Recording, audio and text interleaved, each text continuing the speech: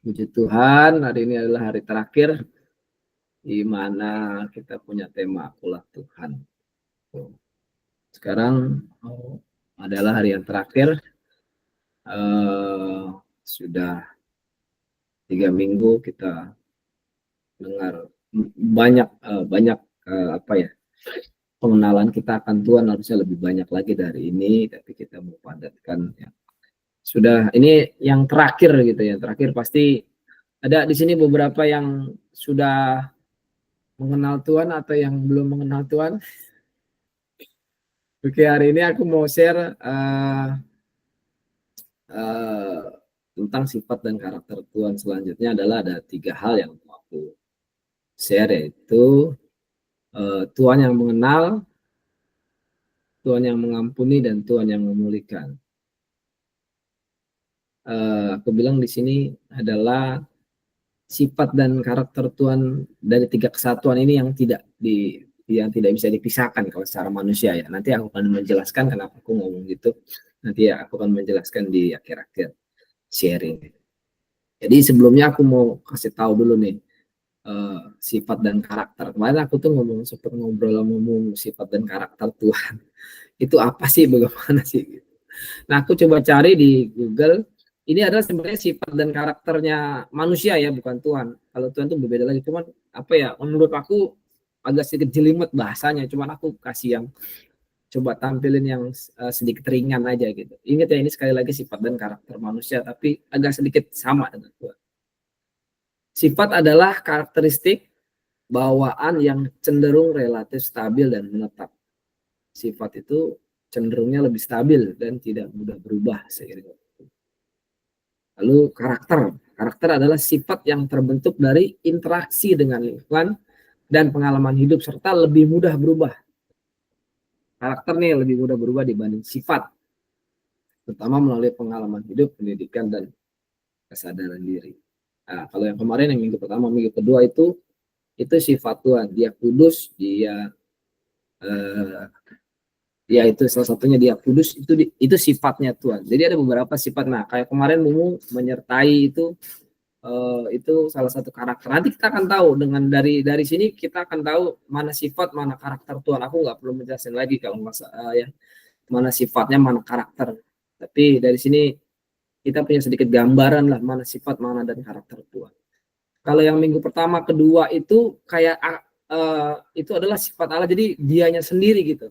Kalau aku pakai bahasa aku adalah dianya sendiri gitu. Tuhannya sendiri, dia kudus, dia suci. Itu dia sendiri. Nah, ini kita karakter atau sifat Tuhan yang ada hubungannya, ada kutip ya, dengan kita langsung. Tuhan yang mengenal, dengan siapa? Kenal kita. Tuhan yang mengampuni siapa? Mengampuni kita. Tuhan yang memulihkan kita. Gitu. Di sini ada hubungannya. Jadi dengan Allah dengan manusia sekarang. Kalau 10 perintah Allah kan yang pertama sampai 4 kan itu tentang Allah gitu. Nah, kayak kalau yang selanjutnya itu tentang Allah dan manusia. Oke, nextnya kita mau yang pertama, Tuhan yang mengenal. Jadi aku mau tekankan ke ada yang 39C. Sebab engkau sajalah yang mengenal hati semua anak manusia. Ya, aku dulu mungkin masih ingat. Jadi aku dulu kita punya lagu CD, ya lagu CD anak-anak rohani gitu. Kata-katanya begini. Dia tahu hatiku sebelum ku berkata, dia tahu hatiku dia tahu laguku sebelum ku bernyanyi. Ya, dia tahu segalanya gitu. Aku dulu kayak bilang aneh, lucu loh gitu. Itu si Daniel apa ngomong ya? Kok dia aku sendiri gitu kayak, kok dia tahu maksudnya apa sih gitu. Dia tahu hatiku sebelum aku berkata, dia tahu laguku sebelum ku bernyanyi gitu. Ternyata tanda kutip ya, sebegitunya Allah ya sama kita ya. Dia tahu banget gitu tentang kita gitu. Nah, terus tidak bisa digambarkan lah pengenalan Tuhan akan kita gitu istilahnya. Sebenarnya secara manusia gitu, betapa dia benar-benar mengenal kita gitu. Kalau dari kata ini, sebab engkau sajalah yang mengenal hati. Hati loh, kalau udah hati ya udah hanya Tuhan yang tahu, karena kan manusia melihat rupa, yang ada rupa ketahuan. Tuhan yang melihat hatinya gitu. Kalaupun Tuhan tahu hati, kalau manusia melihat hati kita, kita akrab dulu, kita kasih tahu, baru dia tahu, oh, ternyata lu begini hati lu. Gitu. Tapi ini Tuhan tahu sebelum kita ngomong, gitu. Kita tahu. Nah, ada 4 hal yang menggambarkan Allah begitu mengenal kita. Ada 4 hal yang menggambarkan di firman untuk kayak seperti membuktikan ya Allah begitu mengenal kita, jauh mengenal kita. Yang pertama adalah Allah sebagai pencipta di Yeremia 1 ayat 5a. Oke, sebelum aku membentuk engkau dalam rahim ibumu, aku telah mengenal engkau. Sebelum aku membentuk engkau dalam rahim kandungan ibu, aku telah mengenal engkau. Aku kasih kasih hitam itu, tebalkan itu. Sebelum aku membentuk engkau, buat apa kata-katanya dahsyat ini. Sebelum aku membentuk engkau, aku telah mengenal engkau. Bayangin, sebelum ada aja, dia ini sebagai pencipta, sebelum ada, dia udah tahu kita. Kalau aku ilustrasikan seperti orang pencipta robot ya, profesor pencipta robot, dia pasti merancang semua, merancang sebelum ada, dia sudah merancang robotnya, dia mulai dari hal kecil sampai yang terbesar. Dia tahu kelemahannya, dia tahu kelebihannya robot dia ini. Dia tahu apa? Ketika robot ini ada trouble, hanya dia yang tahu cara memperbaikinya. Orang lain nggak ada. Kalau orang lain tahu, dia harus belajar, dia dikasih manual booknya gitu. Nih manual booknya tentang robot ini. Begitu juga Tuhan sebagai pencipta kita, itu salah satu gambaran Allah begitu mengenal kita. Lalu cepat aja, yang kedua adalah sebagai orang tua atau bapa. Next, selanjutnya Roma 8 ayat 15. Sebab kamu tidak menerima roh perbudakan yang membuat kamu menjadi takut lagi, tetapi kamu telah menerima roh yang menjadikan kamu anak Allah. Oleh roh itu kita berseru, ya Aba, ya Bapa. Allah sebagai orang tua atau bapak kita, bapak atau orang tua kita, jelas sekali. Namanya orang tua adalah orang yang salah satu terdekat. Dia yang pertama kali tahu kita, dia yang mendidik kita, siapa kita akan menjadi apa, kita mempunyai salah satu sifat apa gitu loh, yang baik atau tidak, itu dari orang tua. Orang tua yang membesarkan kita, DNA-nya ada di DNA kita. Sangat-sangat orang yang pertama kali lah di antara orang-orang mungkin di luar, sebelum kita mengenal orang luar, dia yang tahu siapa kita waktu masih kecil. Saya tahu nih si ini siapa nih, begini gini. Anak gue tahu nih, anak satu, anak kedua, aku aja tahu anak kedua, ketiga, kelemahan kelebihan yang Mumu juga tahu anak-anak kita. Sebegitu, sekali lagi, sebegitu Allah mengenal kita, jauh mengenal kita. Lalu yang ketiga, Allah menggambarkan dirinya sebagai sahabat di Yohanes 15 ayat 15a. Aku tidak menyebut kamu lagi hamba, sebab hamba tidak tahu apa yang diperbuat oleh tuannya, tetapi aku menyebut kamu sahabat. Mungkin di sini ada punya kita sebagian punya, ada mungkin yang punya ART, atau ada yang di kantor mungkin punya office boy gitu. Pasti beda. Pasti kita beda ngomongnya. Kita nggak mungkin, atau mungkin nggak pernah kali curhat ngomong sama office boy atau ngomong sama ART kita, curhat tentang apa ya yang jadi masalah kita gitu. Mungkin nggak pernah gitu. Cuman kalaupun ngomong kali, Mbak tolong ambilin ini dong Mbak. Mbak, Mas, komplain kopi dong Mas. Gitu ya kan. Pasti itu aja ya kan. Nggak ada yang lebih dari itu gitu. Dan kenapa di sini aku ngutamain, kenapa di sini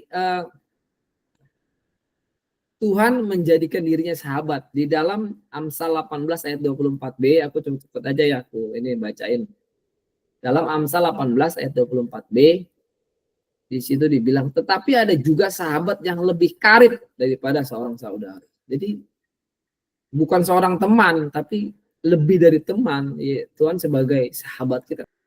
Itulah gambaran Tuhan, saking mengenal, dan namanya sahabat udah pasti tahu tentang kita bahkan mungkin ya setelah kita besar, orang tua kita nggak tahu masalah kita, yang tahu cuma sahabat kita. Kita lagi nanya orang tua kita, taunya cuman anakku sehat-sehat aja, baik-baik saja, pulang pergi kuliah kerja baik-baik aja. Tapi ya, kita cuma curhat sama kamu karena kita tahu kali orang tua kita kalau kita ini agak sedikit keluar. Tapi kalau kita cerita orang tua nanti sedih apa gimana. Jadi sahabat lebih tahu dengan kita. Lalu yang keempat adalah Allah menggambarkan dirinya begitu mengenal kita nih sebagai gembala yang baik. Di dalam Yohanes 10 ayat 14, akulah gembala yang baik dan aku mengenal domba-dombaku dan domba-dombaku mengenal aku. Domba ini kenapa dia juga bilang domba?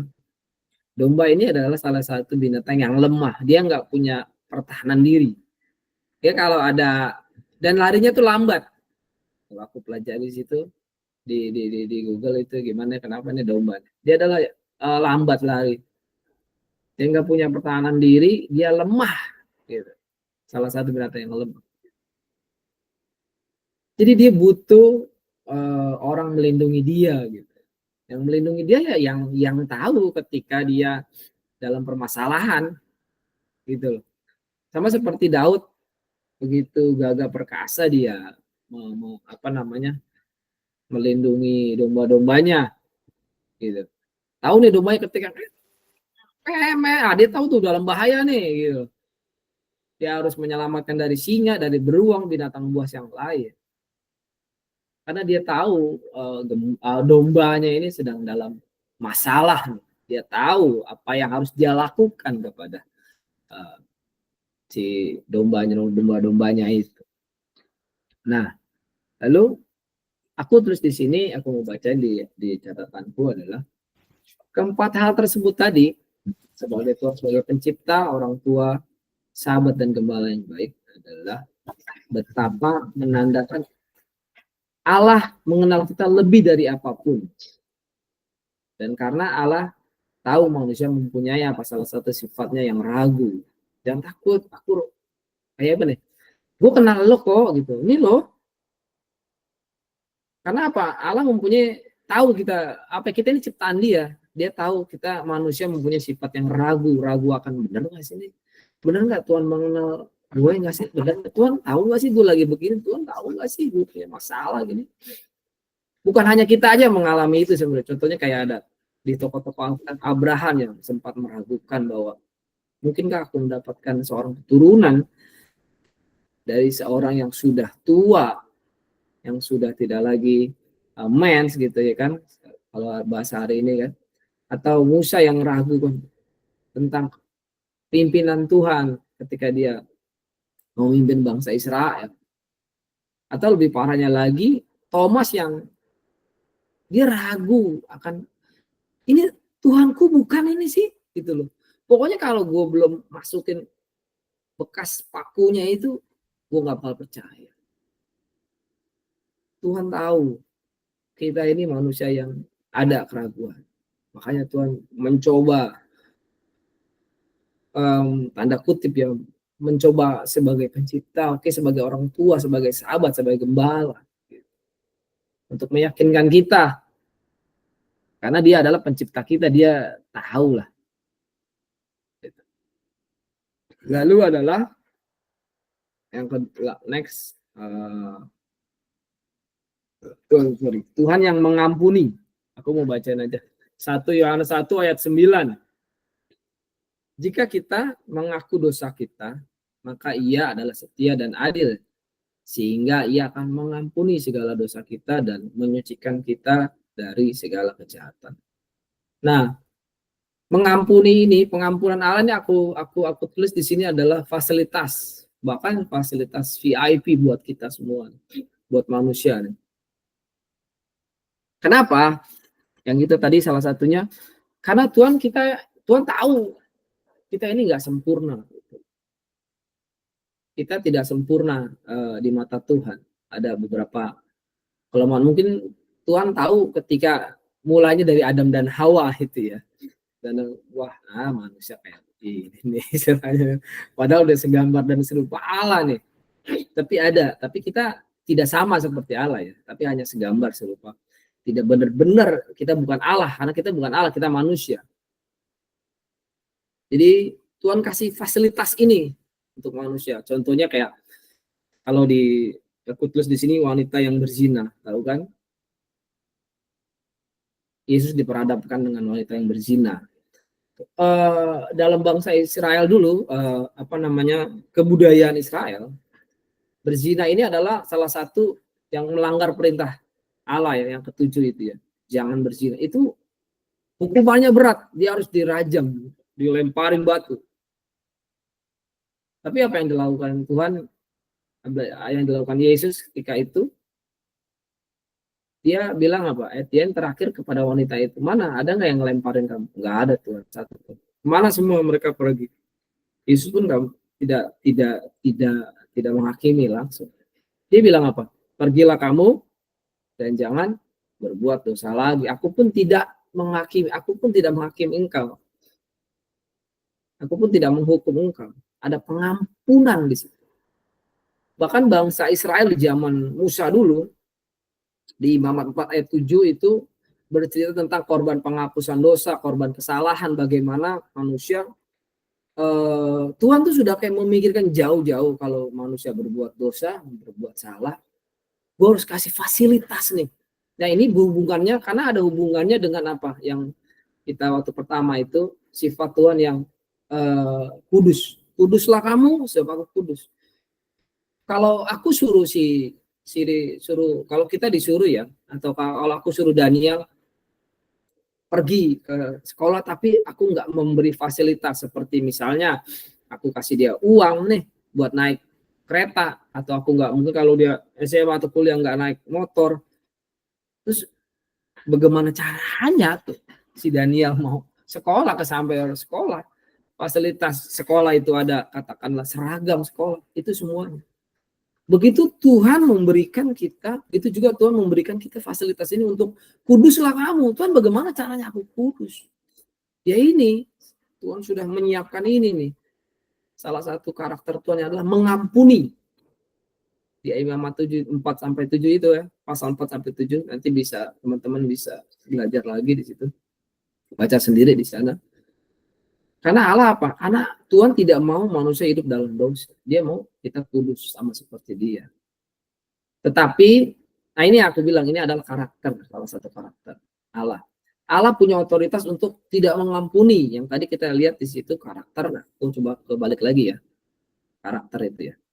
Karakter adalah sifat yang terbentuk dari interaksi dengan lingkungan dan pengalaman hidup, serta lebih mudah berubah. Bisa berubah karakter. Kalau sifat kudus, itu udah mutlak. Aku yang waktu bilang, Tuhan harus kudus. Mutlak itu. Nah, di sini adalah Tuhan yang mengampuni, adalah karakter. Kenapa karakter? Tuhan bisa, bukannya dia Tuhan ini berubah, enggak. Di sini ada contoh Sodom dan Gomora dulu, orang-orang Sodom dan Gomora, terus orang-orang di zaman mereka tidak diampuni. Loh, katanya Tuhan punya karakter sifat mengampuni, iya, tapi ini adalah karakter Tuhan. Kenapa Allah tidak mau mengampuni saat itu Sodom dan Gomora, orang di zaman, atau mungkin ada lagi cerita-cerita yang Tuhan tidak diampuni, seperti apa namanya, kalau di zaman Perjanjian Baru tuh Ananias dan Safira langsung mati. Kenapa? Karena kalau kita nih, kalau aku lihat pertama, sebenarnya banyak, ada beberapa dosa yang Tuhan tidak mengampuni, atau dosa manusia terlalu besar saat itu di waktu Sodom dan Gomora dan orang-orang di zaman Nuh itu, dosa manusia saat itu terlalu besar, dan Tuhan sudah jijik, sudah apa ya, nggak bisa tertolong lagi. Even si Abraham bilang, Tuhan kalau ada 10 orang aja, sampai 50, sampai berkurang sampai 10 aja orang benar di situ, Tuhan udah kasih itu. Tapi memang tidak ada, dan kalau memang sudah Tuhan, dosa manusia satu sudah besar. Yang kedua, kenapa Allah nggak mau mengampuni? Ya itu kita bisa tahu sendiri. Aku nggak banyak ini menghujat Roh Kudus. Sudah jelas di situ di Matius 12 ayat 31-32, nanti bisa dibaca sendiri, menghujat Roh Kudus. Lalu yang ketiga adalah karena kita tidak mengaku dosa kita. Ada di 1 Yohanes 1 ayat 19, ini aku coba bacain ya. Sedikit aku mengulas ini soal dikit ya. Jadi di 1 Yohanes 1 ayat 19 dikatakan, jika kita mengaku dosa kita, maka ia adalah setia dan adil, sehingga ia akan mengampuni segala dosa kita dan menyucikan kita dari segala kejahatan. Jelas, jika kita mengaku dosa kita, berarti kalau jika kita tidak mengaku dosa kita, ya maka ia adalah setia dan adil juga dong. Kalau kita mengaku ya setia adil. Kalau kita tidak mengaku dosa kita, ya dia juga setia dan adil, tapi sehingga ia tidak akan mengampuni segala dosa kita. Jadi pengakuan dosa, kalau kita memang salah, kita harus mengaku. Nggak mungkin Tuhan mengampuni kalau kita tidak mengaku, kita tidak ada pengakuan kepada Tuhan. Tuhan, aku tidak berdosa, Tuhan, apa kesalahanku? Karena Tuhan mungkin kalau manusia tahu ya, manusia bisa ya dibohongi lah. Oh dia bagus deh, dia ini begini, dia melakukan hal yang baik, kayak koruptor lah ya.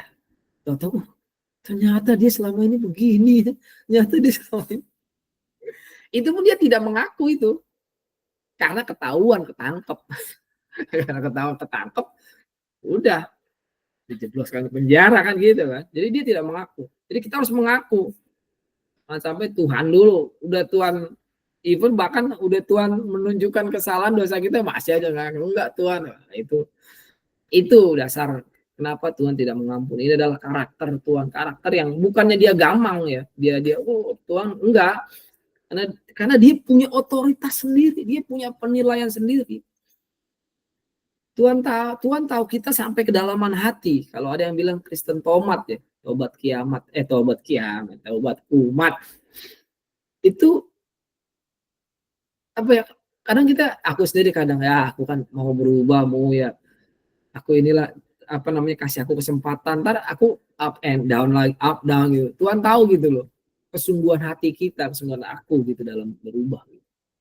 Jadi ini mengapa Allah tidak mengampuni. Next selanjutnya adalah Tuhan memulihkan. Sedikit lagi kita selesai. Di sini ada dari Ulangan 30 ayat 3. 3 kalau nggak salah ini.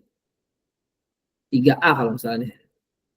Maka aku bacain ya, maka Tuhan Allahmu akan memulihkan keadaanmu dan akan menyayangi engkau. Arti kata pulih di sini adalah, tulis di sini, kembali menjadi semula atau menjadi baik atau menjadi baru lagi. Ini adalah proses yang aku bilang lagi, proses selanjutnya nih. Setelah Tuhan mengenal kita, dia akan mengampuni. Setelah Tuhan mengenal kita dan kita mengenal Tuhan pastinya, lalu Tuhan mengampuni. Tapi kita dulu, aku bilang confess dosa ya, mengaku dosa kita, baru Tuhan akan memulihkan kita. Ini yang aku bilang tadi yang pertama tadi aku bilang ini ada 3 kesatuan, ini paket ini. Kalau secara manusia ya, Tuhan mengenal, Tuhan mengampuni dan Tuhan memulihkan. Ini proses kita kalau untuk kita mau dipulihkan. Kenal dulu Tuhan. Lalu kita ngaku dosa kita. Lalu Tuhan akan memulihkan kita. Ini alurnya, alur kerja manusia ya. Secara manusia begini. Walaupun Tuhan punya otoritas beda lagi, nanti dia bisa dari 1 ke 3 bisa dia. Gitu loh. Dari 2 ke 3 itu bisa. Itu Tuhan tahu. Karena dulu aku pernah, ada pendeta bilang gini, Tuhan itu bebas, dia bilang. Dia mau jalan pakai matanya sendiri, bebas, dia pencipta, dia Tuhan. Dia mau jalan pakai kaki, dia mau apa, dia mau napas pakai matanya, bebas dia, karena dia segalanya, dia yang punya segalanya. Tapi secara manusia, aku mau share ini, inilah ini kita, urutan kita.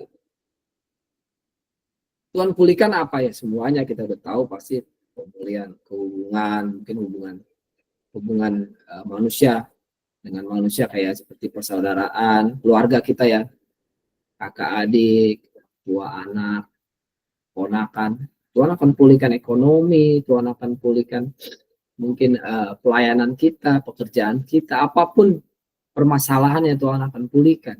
Semuanya yang menjadi baru lagi, menjadi seperti yang pertama. Semulanya ya dulu misalnya bekerja, sekarang udah bekerja Tuhan pulihkan.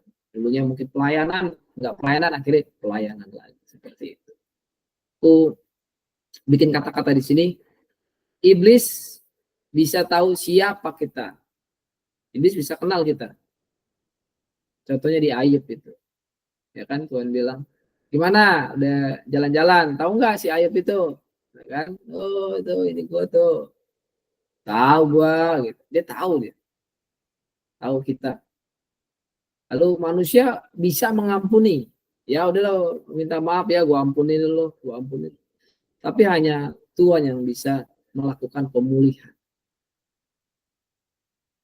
Ini adalah, aku bilang, karakter Tuhan juga. Tapi Tuhan bisa nggak mau memulihkan, bisa juga. Ya kalau kita tidak mengaku dosa kita, Tuhan tidak mengampuni. Kenapa? Itu bisa juga. Yang aku bilang tadi, ke yang tadi Tuhan. Tapi pemulihan itu hanya punya Tuhan. Nah, renungan terakhir, renungan buat perenungan kita bersama, karena ini juga firman itu kan sekali lagi pedang bermata dua, untukmu dan untukku dan untuk kita semua.